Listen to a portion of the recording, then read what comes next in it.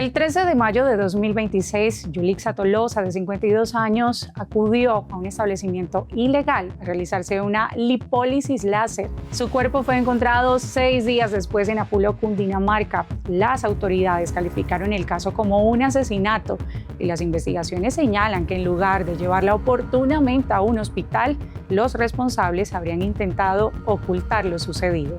Menos de 2 meses después, Adriana Manotas murió por complicaciones críticas durante un procedimiento estético realizado en un establecimiento clandestino en Bogotá. Porque una promoción, un precio bajo o una cuenta popular en redes sociales nunca pueden estar por encima de la vida. Esto es ¿Quién te cuida? Y abrimos esta sección con ese tema tan importante y para eso tenemos como invitado al doctor Carlos David Gutiérrez. Él es médico cirujano, especialista en cirugía plástica, reconstructiva y estética. Doctor, gracias por acompañarnos en ¿Quién te cuida? A ti, María Angélica, gracias por la invitación y a todo el equipo de Clinique. Bueno, doctor, hablemos claro y directo sobre este tema que está cobrando vidas en nuestro país. ¿Cuál es ese concepto y preocupación del gremio médico y de cirujanos plásticos ante esta situación? Bueno, este es un problema que nos atañe a todos en el sector salud porque esto es un problema de salud pública. Entonces, a pesar de que el gremio de cirugía plástica es el que se ve más afectado porque es donde caen todas las calumnias con respecto a estas personas inescrupulosas, el tema es que esto es un tema de salud pública y está afectando todo el sistema de salud a largo de plazo y pues alrededor de todas las especialidades médicas. Y ya vemos que a raíz de este caso de Yulixa Tolosa, lamentablemente aquí en Bogotá ya las autoridades están haciendo todas estas inspecciones y se han hecho sellamientos de estos lugares clandestinos. ¿Cómo toman ustedes esto como médicos que además se han preparado durante muchos años para prestar este servicio a la sociedad?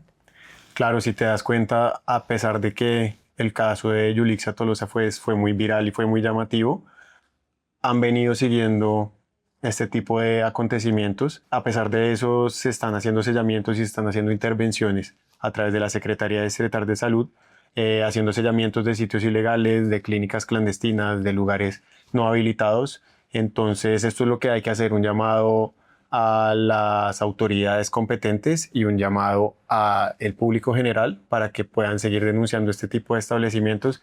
En lo corrido de 2026, la Secretaría de Salud de Bogotá ha realizado 398 visitas a centros estéticos y 302 operativos sorpresa a lugares que prestan servicios estéticos. Como resultado, se han impuesto 70 medidas sanitarias. Y hablemos ahora a nuestros seguidores para que entiendan la magnitud de este tema y es que ¿cuáles serían esos riesgos a los que se exponen cuando acuden a un lugar no certificado? Bueno, los riesgos, todo procedimiento tiene riesgos. Entonces, no solamente un lugar no certificado, cuando estás en manos de un cirujano plástico o de un médico especialista entrenado, también hay riesgos. Cuando hay anestesiólogo, también hay riesgos. Pero estos riesgos se mitigan al máximo cuando las personas están entrenadas, cuando el lugar está habilitado, cuando el instrumental es el adecuado.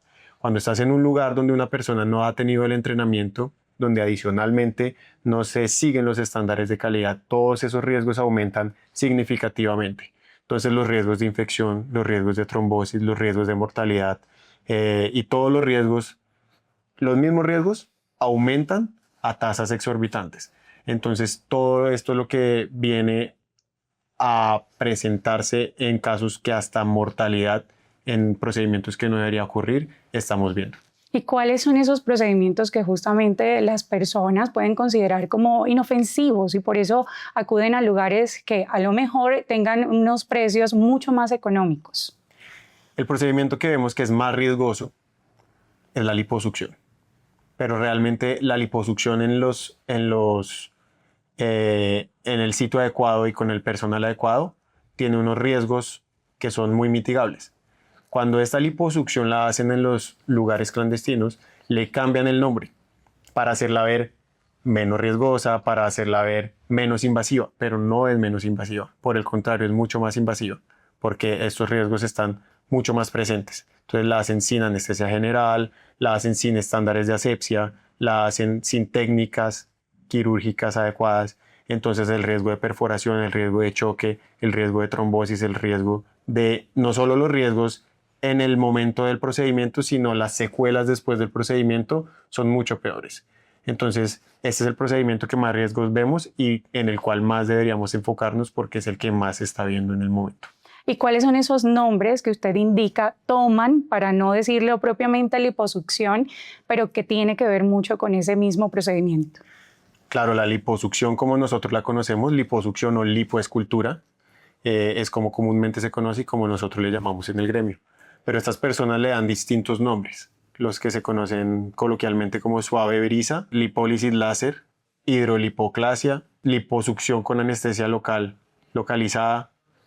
Y estos hay muchos términos, pero digamos los dos más comunes son suave brisa y lipólisis láser.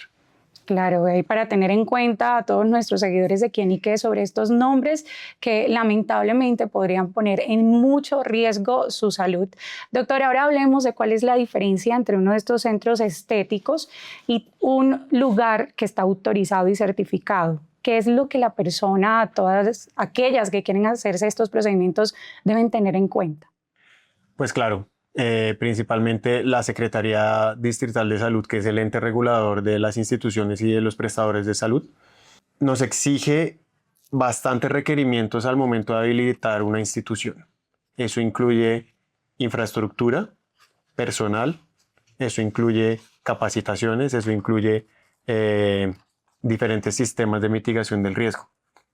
Estos sitios, al no estar habilitados, entonces no tienen estándares de asepsia, no tienen lugares de esterilización adecuados, no tienen personal entrenado. Entonces, uno únicamente se debe asegurar que tenga la habilitación, ¿sí? Porque no le podemos pedir a los pacientes verifique que cada área sea la adecuada, no. Solo verifique que tenga la habilitación de la Secretaría. Al tener la habilitación de la Secretaría, ya con eso cuenta con todos los estándares que se requieren para hacer esto. Y es lo que este tipo de lugares no tienen. Claro que sí, pues doctor, gracias por acompañarnos en esta primera cápsula de Quién te cuida. Bueno, ustedes de nuevo muchas gracias por la invitación y estén pendientes del contenido de esta cápsula tan interesante. Así que antes de hacerse cualquier procedimiento, pregunte, consulte y verifique. Quién te cuida, periodismo que protege su salud.